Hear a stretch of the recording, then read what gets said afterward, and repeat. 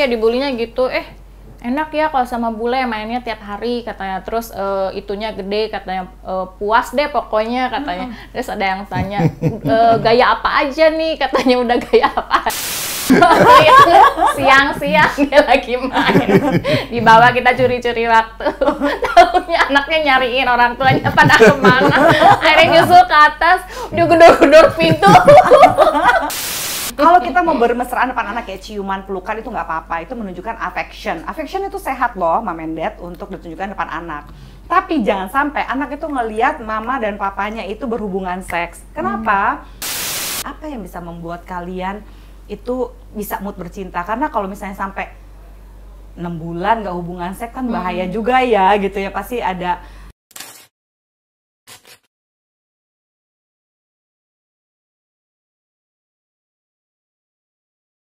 Halo Mom and Dad, ketemu lagi dengan saya Zoya Amirin, seksolog klinis di Boba Bobo Bareng. Ingat siapa kita bobo bareng kali ini? Nah, biar ini lagi nih ketemu dengan teman lama saya yang ternyata masih seksi. Alhamdulillah masih seksi ya. Baby Margareta, ya ampun. Tahu nggak sih Mom and Dad, kita tuh ketemu pertama kali waktu aku lagi syuting Saxophone waktu itu ya, acara TV gitu. Dimana kita ngomongin tentang seksi-seksi gitu ya. Dan dia nggak berubah loh gitu ya. Cuma perannya yang berubah ya, iya, sekarang dia sudah jadi mama. Dulu 9 tahun lalu mau belum gitu ya. Tapi kayaknya gini-gini aja nih, kayaknya baby yang lupa nih sama aku nih. Gitu. Masih dari nama sih masih ingat. Masih inget ya? Oh iya, Zoya Amirin ya, pernah dengar aku. Familiar ya kayaknya. Iya emang. Cuma gitu. Aku udah mekar, udah kurus lagi, udah mekar lagi, dia enggak, dia stabil. Which is keren gitu. Nah sekarang mungkin mesti dikenalin kali ya ini suaminya. Iya. Udah berapa lama menikah Beb dengan Chris? 3 tahun. 3 tahun ya? Ya. Wow, oke.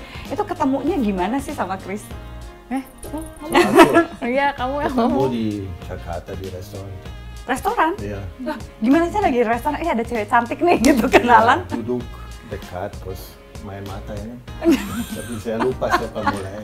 Ya, soalnya kan di restoran itu kan emang kebanyakan kan orang bule, expat yang ke situ. Jadi ya pas kebetulan aja ketemunya di situ. Oh gitu. Iya. Terus jadi keterusan, bener-bener itu kayak kayak old school sekali ya cara pertemuannya, kayak aduh laki-laki. Tapi bukan date, kita tidak dating, kebetulan ya kan, kita tidak dating. Oh nggak dating? Tidak dating. Ya kencan? Oh really? Terus jadi pas abis itu kenalannya siapa yang make a move duluan? Siapa yang inisiatif duluan? Biasanya kan cowok dulu. Cowok dulu. Kalau kita kan cewek gengsi ya. Iya. Apalagi nih, bener nggak ya? Ini kan banyak sekali mitos nih di Indonesia nih tentang expat yang makan di Indonesia. Katanya ini correct me if I'm wrong ya Chris ya. Jadi katanya kalau di Indonesia itu kebanyakan cewek-cewek kalau ngeliat bule, wah they throw themselves gitu ya. Mereka memberikan dirinya dengan segitu mudahnya gitu. Apa benar sih sampai segitu amat? Mungkin ada harapan ya, mereka mengharap sesuatu, tidak tahu ya. Tapi emang benar banyak yang begitu ya, banyak yang ngejar-ngejar sampai segitu amat ya. Ya, ada yang tidak tertarik juga dengan bule, ada yang suka dan tidak suka. Saya tidak tahu kalau ini imbang atau yang, tapi menurut saya banyak yang juga ada sedikit takut ya kan, sedikit tidak berani dengan bule mungkin ya. Ya karena nggak masalah bahasa mungkin ya. Bahasa dan segala macam. Nggak tahu ternyata bulenya jago bahasa Indonesia ya. Saya teman-teman juga banyak yang pengen sama bule, tapi ya mungkin mereka bilang sama aku, aduh takut kendala bahasa. Dia bilang gitu, sebenarnya pengen sih katanya gitu.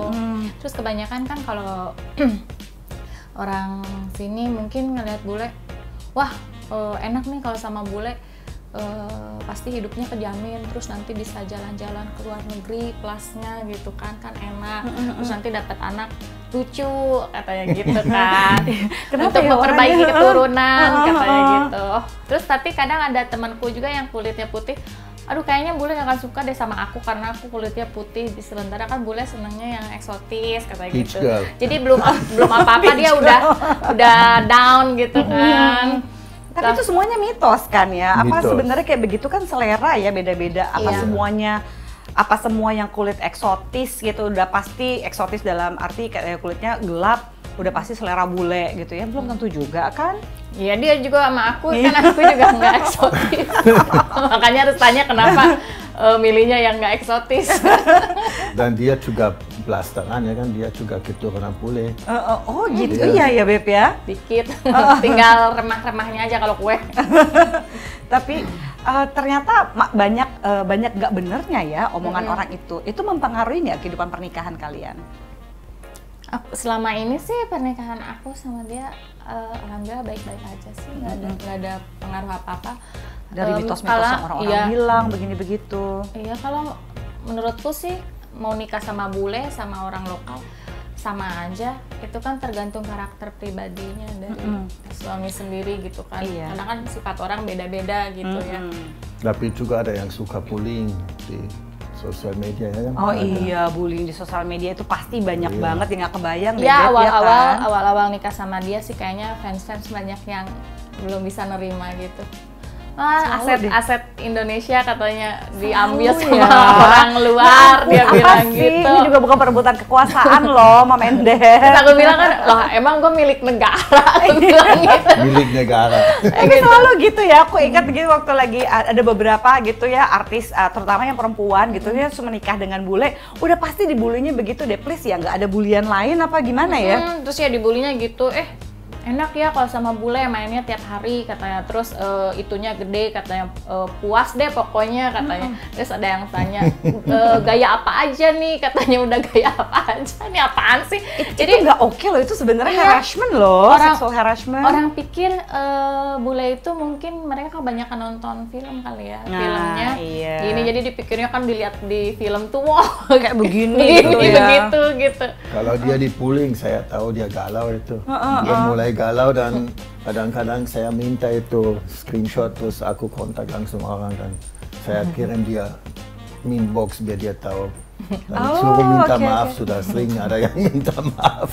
Tapi emang bener gitu, kalau misalnya aku sih setuju banget ya sama caranya Chris. Banyak orang bilang udahlah cuek aja, nggak usah baperan. Tapi bayangin kalau setiap hari di kayak gituin kan kesel juga ya gitu ya. Kalau misalnya kita moodnya lagi bagus, itu nggak ngefek, nggak ngaruh gitu ya. Tapi kalau misalkan kita moodnya lagi nggak bagus, kita lagi capek, lagi emosi, lagi banyak masalah, kalau ada orang yang bully kayak gitu, sakit hati, kita maunya akhirnya pengen nyerang balik. Tapi itu termasuk pelecehan seksual loh ya, Mam Ende. Ya, jadi ini buat yang nonton itu ya harus tahu ya. Sexual harassment. Iya, itu dan adalah dia juga pernah waktu ada yang sangat nakal, dia tulis yang kasar sekali. Itu si baby check, dia lihat oh dia punya istri, langsung kontak istri dia. Terus dia cerita dengan istri, kirim screenshot sama istri. Bagus, syukurin. Ya kan annoying banget. Kadang-kadang juga kayak gitu, ngomongnya mau sok-sok ini banget apa. Kadang-kadang ini ya, orang tuh suka ngomong terus selalu punya kesimpulan sendiri terhadap kehidupan seks ya, hanya karena ngelihat wah kalau orang Indonesia sama bule pasti begini gitu ya. Padahal itu kan bikin kita juga itu terganggu, itu sexual harassment pertama, nggak ada orang yang layak dilecehkan ya secara seksual, dan kehidupan pernikahan mereka itu karena mereka mau berbagi sama kita, dan semua tamu-tamu boba ini adalah suami istri gitu. Dan ini berbagi kehidupan seksual bukan buat dibully, bukan juga buat bersaing, tapi sebenarnya untuk pembelajaran gitu ya. Nah, kondisi COVID ini mempengaruhi nggak sih kehidupan seks kalian? Kehidupan cinta dan seks kalian? Tiap hari semua orang tiap hari di rumah mulu sama dia, jadi lihat ke depan suami, belakang suami, kanan suami, kiri suami, jadi ya bosen gitu. Iya biasanya bener loh, orang misalnya saling cinta sekalipun gitu ya, orang tuh bener-bener pikir bahwa kalau bisa berdua bisa cocok. Enggak nih, ini antara cocok banget atau jadi bosen sekali atau jadi berantem gitu. Nah gimana kalian ngatasin kebosanan, ngatasin rasa-rasa tertekan pada saat COVID ini supaya kehidupan pernikahan tetap mesra? Kan? Untung ada anak. Oh gitu. Jadi ada hiburan. Iya ada hiburan. Dan anak umur berapa sekarang? 2 tahun. Oh 2 tahun sama 16 itu, kakaknya 16 itu. Oh yang 16 ya, yang anak pertama itu ya. Dia sekarang ditinggal di rumah, kakaknya yang ngasuh. Oh gitu. So sweet. Tapi kemarin dia sudah pergi 3 hari. Iya, kemarin aku pemotretan sebelum kesini. Aku urus dia sendiri sama pembantu. Biar dia ngerasain capeknya ngurus anak gitu kan. Bagi-bagi tugas. Sebelumnya kan, sebelum ada COVID kan dia sering keluar kota kerja, kan aku di rumah ngurus anak. Jadi dia nggak ngerasain capeknya ngurus anak. Apalagi kan begitu udah jalan dia aktif banget. Jadi mungkin dia pikir, masa sih capek itu. Jadi sekarang harus rasain nih ngurus anak ternyata capek. Tapi untungnya begitu Covid gini kan emang bosen ya kita di rumah aja, tapi untung ada hiburan, ada anak. Iya, dan gitu. itu salah satu keuntungan kita bisa lebih dekat dengan anak ya kan. Oh, Dia sekarang iya. di periodenya Quality dia time. juga perlu papa sama mama ya kan. Dia sekarang baru 2,5 tahun, belum sampai tapi hampir 2,5 tahun. Dan saya lihat sendiri dia suka banget kalau dekat dengan orang tua ya kan. Oh, of Beda course. kalau dia dengan pembantu atau sama kakak ya kan. Dan Benar dia ya. ada dua cita-cita, dua contohnya dia suka dengan mama sama papa ya kan. Karena kita 24 jam sama dia biasanya kan. Malam dia juga tidur di tangga kita kayak bodyguardnya. Ih, bagus banget ya. Ya tidurnya di tengah, jadi ya udah kalau udah malam mau tidur udah masing-masing aja, anak aja yang menguasain Menguasai di tempat ranjang tidur. kayaknya. Makanya untuk dia juga lucu kalau dia bangun, dia pertama kali lihat kiri itu tempatnya baby ya kan. Terus kosong, wah dia nangis, dia jadi panik, kok tidak ada mama ya kan. Oh gitu. Tapi biasa kalau masih 2 tahun masih agak-agak attach ya gitu. Baby menyusui sampai 2 tahun? Ya sampai sekarang juga masih. Masih ya, oke. Kira-kira kan adanya anak di tengah-tengah itu mempengaruhi nggak sih? Yang aku tahu culture kayak di Eropa dan Amerika itu lebih cenderung anak itu harus pisah sendiri gitu dibandingkan kalau Indonesia kan sampai gede kadang-kadang kita biarin anak sama kita gitu. Itu pengaruh nggak sih culture ini ke kehidupan seks kalian? Terus saya sebenarnya tidak apa-apa karena saya juga lebih aman bisa jaga dia ya kan. Kalau umpamanya dia malam takut atau apapun, dan saya suka kalau dia di tempat kita kan, kita Iya sih. bertiga. Kalau di luar kan biasanya anak tidur sendiri ya. Tapi kalau kita mah di tengah, dia Iya. juga kayaknya nggak masalah anak tidur bareng terus sama Terus kita. kapan, kan nggak mungkin kalau having sex lagi ada anak ya kan, terus like, Susah sih. gimana mensiasatinya tuh? Susah. Apa yang kalian lakukan? Apa disingkirin dulu atau kalian malah pindah kamar? setelah ngelahirin tuh jarang karena kan aku juga capek ya kalau misalnya Iya. udah malam tuh kayaknya badan tuh udah remuk aja, udah capek, jadi pengennya jam 8 jam 9 tuh pengennya tidur. Udah hilang aja Dan ya. si kecil juga posesif dengan mama itu. Kalau Ya, saya of sentuh, course, dia lihat pasti dia lah, juga ya. mau marah, itu suka marah sama aku. Jadi kalau udah di tempat tidur ya udah Tidur. masing-masing gitu. Aku juga udah balik ke sana, dia balik ke sana. Yang penting anak udah diem, udah tidur gitu. Oh jadinya kalau misalnya seksnya itu benar-benar mesti curi-curi ya. Kalau anak lagi tidur siang atau apa, tapi kan di ranjang yang sama gitu. Gimana kalian Ya ngakalinnya tuh? tergantung sikon ya kan, bisa diatur. Oh misalnya. Curi-curi waktu. Yang penting dia kasih izin itu, minta izin sama dia dulu. Gitu harus minta izin dulu. Pernah ya? Lucu banget sih. Pernah siang-siang dia lagi main. Di bawah kita curi-curi waktu.